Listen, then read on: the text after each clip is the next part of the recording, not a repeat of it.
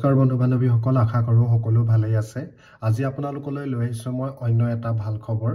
বন্ধু বান্ধৱীসকল, আপোনালোকে যোৱাকালি যিহেতু এডমিট কাৰ্ডখন নিজৰ ডাউনলোড কৰিলে, সকলোৱে জানেই আপোনালোকৰ নিজৰ কোন ঠাইত কোনখন ডিষ্ট্ৰিক্টত আপোনালোকৰ ইণ্টাৰভিউ হ'ব বা কোনখন গ্ৰাউণ্ডত আপোনালোকৰ ইণ্টাৰভিউ হ'ব। এতিয়া মোৰ প্ৰশ্নটো হ'ল যে আপোনালোকে যিদিনা PhD PAT হ'ব সেইদিনা আপোনালোকে নিবলগীয়া ডকুমেণ্টছবিলাক কি নিব লাগিব, বা আপোনালোকে যদিহে সেই ডকুমেণ্টছবিলাক নিনিয়ে তেনেহ'লে আপোনালোকৰ ইণ্টাৰভিউ কেঞ্চেল হ'ব নেকি বা আপোনালোকে ইণ্টাৰভিউ দিবলৈ নাপাব নেকি। বন্ধু বান্ধৱীসকল, আপোনালোকে যেতিয়া ইণ্টাৰভিউ দিবলৈ যাব তেতিয়া ইণ্টাৰভিউ দিবলৈ যাওঁতে মেইন আপোনালোকে নিবলগীয়া ডকুমেণ্টছখন হৈছে নিজৰ আসাম পুলিচৰ এডমিট কাৰ্ডখন। 1 নম্বৰতে আপোনালোকৰ নিজৰ আসাম পুলিচৰ এডমিট কাৰ্ডখন, যিখন আপোনালোকে যোৱাকালি উলিয়াইছিলে। এতিয়া তেওঁলোকে যিখন এডমিট কাৰ্ড আছে অফিচিয়েলি, সেই এডমিট কাৰ্ডখনৰ উলোটা ছাইডত বেক ছাইডত আপোনালোকৰ তেওঁলোকে নটিচ জাৰি কৰি দিছে।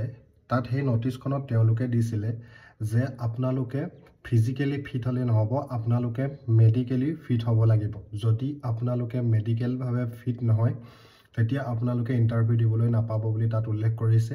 আৰু মই আপোনালোকক বেক ছাইডত আপোনালোকৰ সকলোৰে ওচৰত যিহেতু এডমিট কাৰ্ডখন আছে, আপোনালোকে বেক ছাইডত এবাৰ এডমিট কাৰ্ডখন চাই ল'ব।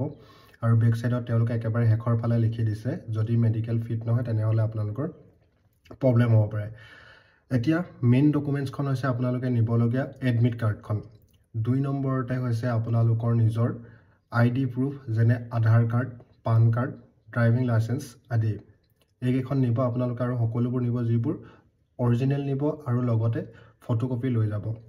তাৰ পাছতে হৈছে আপোনালোকৰ এডুকেশ্যন চাৰ্টিফিকেট, এডুকেশ্যনৰ মাৰ্কশ্বিট, ক্লাছ 10 আৰু ক্লাছ 12ৰ যিবিলাকৰ আছে এডুকেশ্যনৰ, সকলোবিলাক আপোনালোকে অৰিজিনেল কপি আৰু ফটোকপি লৈ যাব। তাৰ পাছতে নিজৰ পাছপৰ্ট চাইজ ফটোগ্ৰাফ কেইবা কপিও লৈ যাব। বহুতো ক্ষেত্ৰত আপোনালোকৰ প্ৰয়োজন হ'ব পাৰে। তাত যেতিয়া প্ৰয়োজন হয় আপোনালোকে দিব নোৱাৰিলে তাৰ ক্ষেত্ৰতো প্ৰব্লেম হ'ব, সেইকাৰণে যিমান পাৰে সিমান লৈ যাব। তাৰ পাছতে আপোনালোকৰ পাৰ্মানেণ্ট ৰেচিডেঞ্চি চাৰ্টিফিকেট PRC।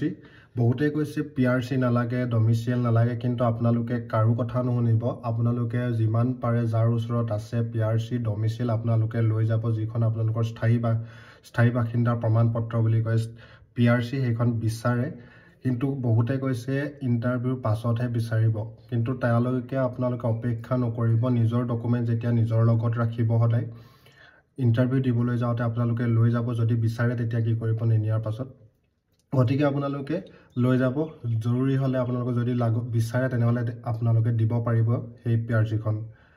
আৰু যিসকলে PRC উলিওৱা নাই তেওঁলোকে কৈছে এডুকেশ্যন চাৰ্টিফিকেট, জব PRC কোনখন নিম।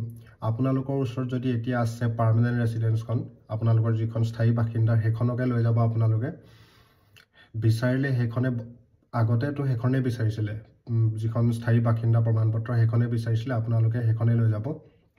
সেইখনে আপোনালোকৰ কাম দিব। আৰু ডমিচিয়েলখনো আপোনালোকে লৈ যাব, আৰু যিবিলাক নিব সকলোবিলাক অৰিজিনেল লৈ যাব। তাৰ পাছতে আপোনালোকৰ কাষ্ট চাৰ্টিফিকেটখন লৈ যাব। তাৰ পাছত আপোনালোকৰ মেডিকেল চাৰ্টিফিকেট এখন লৈ যাব পাৰিলে। আৰু আপোনালোকে মেডিকেল চাৰ্টিফিকেটৰ লগতে যিবিলাকৰ আছে আপোনালোকৰ NCC certificate, NCC ABC, computer certificate, home গাৰ্ডৰ যদি চাৰ্টিফিকেট আছে হোম গাৰ্ডৰ লৈ যাব। তাৰপাছত VDP পাৰ্টিৰ যদি চাৰ্টিফিকেট আছে সেই VDP পাৰ্টিৰ চাৰ্টিফিকেট তেনেকুৱাবিলাকো লৈ যাব। এইবিলাকে আপোনালোকৰ বহুত সহায় কৰিব ইণ্টাৰভিউৰ ক্ষেত্ৰত। আৰু সকলোলৈকে শুভেচ্ছা জনাইছোঁ যিসকলৰ যোৱাকালি এডমিট আপোনালোকে পালে। কোনখন ডিষ্ট্ৰিক্টত কাৰ আৰু কোনখন গ্ৰাউণ্ডত কিমান মিটাৰ ট্ৰেক বনাইছে, আপোনালোকে কেনেধৰণে দৌৰিছিলে, কেনেধৰণে আপোনালোকে তৈয়াৰ কৰি আছিলে, সকলোবিলাক কমেণ্টৰ যোগেদি জনাব। যিহেতু মোৰ চেনেলটো নতুন, আপোনালোকে মোৰ চেনেলটো মোক ছাপোৰ্ট কৰিব। মই আপোনালোকক এনেধৰণৰ ভিডিঅ'বিলাক দিবলৈ চেষ্টা কৰি যাম। সময় সাপেক্ষে মই আপোনালোকক সহায়ো কৰিম। আপোনালোকৰ ছাপোৰ্ট লাগে। আপোনালোকে যদি ছাপোৰ্ট নকৰে মই ভিডিঅ' দিওঁ, আপোনালোকৰ পৰা ছাপোৰ্ট নাপালে মই অকণমান সাহসটো কম পাওঁ, সাহসটো কমি যায়।